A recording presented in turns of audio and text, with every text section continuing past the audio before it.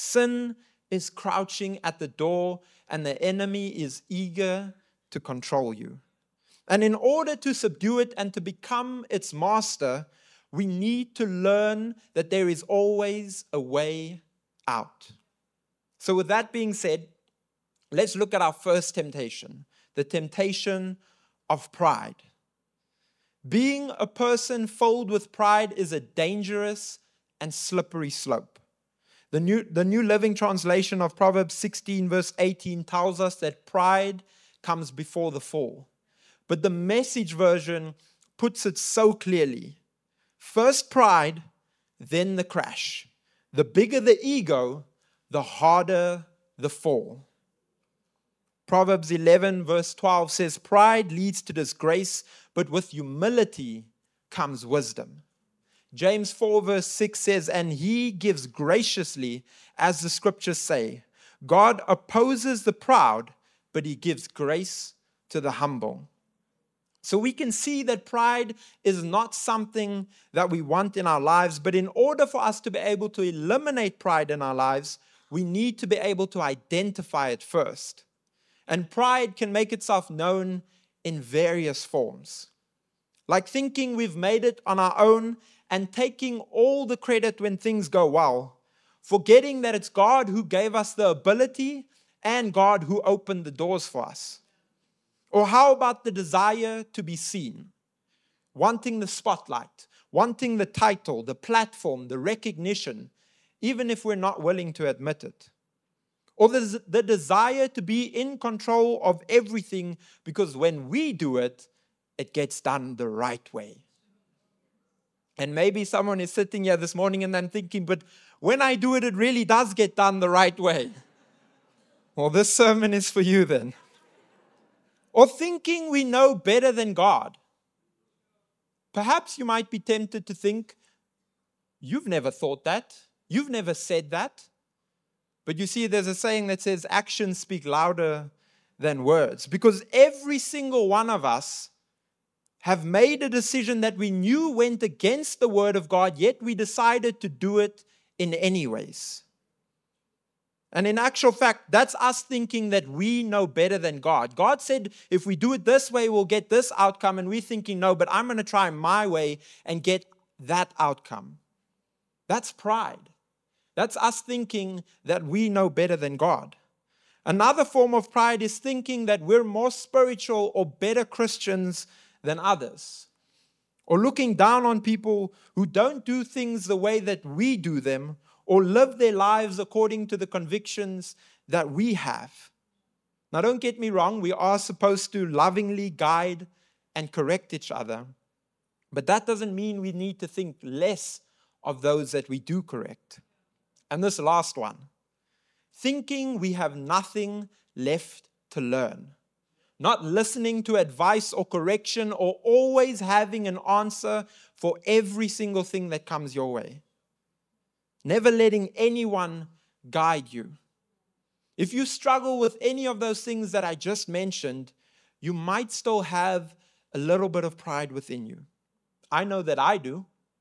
I know there have been countless occasions in my life where I knew something was a bad idea, and yet I still went against God's word.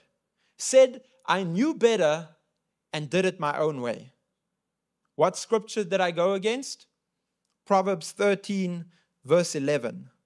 Wealth from get-rich-quick schemes quickly disappears.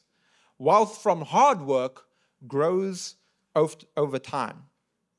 So would you take my advice this morning? Don't learn this lesson the hard way.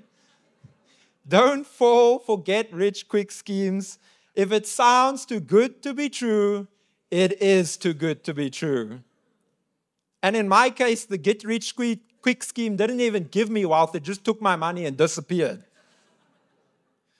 But let's take a look at how we can overcome that first temptation. And to do that, we're going to be looking at the one and the only Jesus. So shortly after Jesus' baptism, we find him in the Bible, but Jesus, who the Bible emphasizes is full of the Holy Spirit, is led into the wilderness where he fasted for 40 days. The devil then comes to tempt him, and that's where we're going to pick up this scripture. Luke 4, verse 3 to 4. Then the devil said to him, "If you are the Son of God, tell this stone to become a loaf of bread." But Jesus told him, "No, the scripture says, people do not live by bread alone." So Jesus is clearly very hungry at this point because he was fully God, but he was also fully human. The devil knows our weaknesses, and he also knows when we're at our weakest point. He won't attack you when you feel like you have everything in order and running well. No, the devil is going to attack you when you are at your absolute weakest, when he knows that you are the most vulnerable. But what's crazy to me is that this temptation wasn't even really about Jesus' hunger, nor was it about him performing the miracle of turning the rock into the bread. You see, it was about the insinuation that the devil made to Jesus when he gave him this challenge. If you are the Son of God. If you are the Son of God. Satan was trying to trip Jesus up with pride. He was trying to entice Jesus to prove that he really was the Son of God. That's why Satan questioned Jesus' identity. And Jesus could have easily stepped up to the plate and miraculously turned that rock into bread. But he didn't have anything to prove. See, I wonder how many times in our lives we've gone on to try and achieve things and chase degrees and qualifications and cars and outfits, not because we wanted to bring glory to God, but because we wanted to prove ourselves to ordinary humans. Because we wanted to prove ourselves to people, well, we wanted to prove people wrong.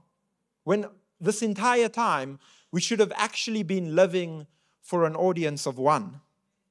But this is the part where you shouldn't be too hard on yourself. Because you see, Adam and Eve, they literally walked and talked with God. And yet Satan was able to play this trick on them, and he succeeded. See, one of those verses that I mentioned earlier, it was about thinking we know better than God. Or in another way to put it, wanting to be just like him. Satan asked them, "Did God really say, if you eat from that fruit, your eyes will be opened and you will be just like him?" They fell for it. They wanted to be just like God, and they gave into their pride, and they paid the ultimate price.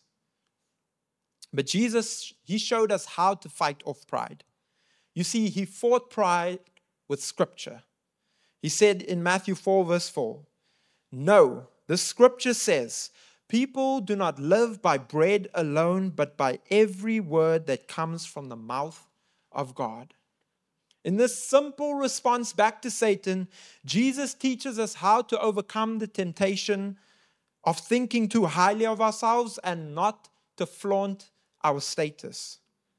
He humbled himself and pointed back to Scripture, even though he had every right to say, "I am the Son of God," and there are no ifs about it. Even though he had all the power to turn that rock into a bread, he decided not to.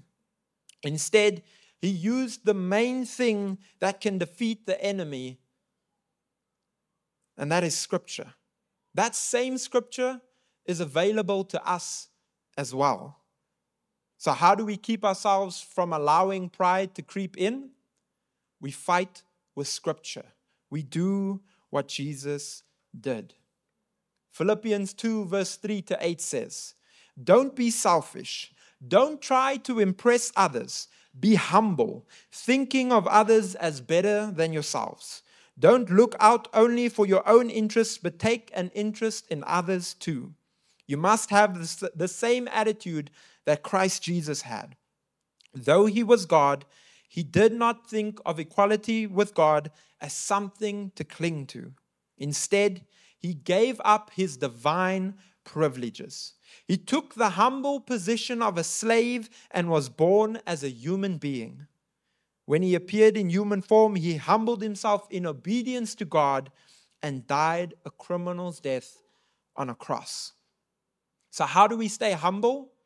We remind ourselves through Scripture that we are here to serve others, that we are servants. 1 Corinthians 4 verse 7 says, "For what gives you the right to make such a judgment? What do you have that God hasn't given you? And if everything you have from God, why boast as though it were not a gift?" How do we stay humble? We remind ourselves that everything we have because God has given us those gifts and abilities, and because He provided it for us. So we fight temptation by fighting with Scripture.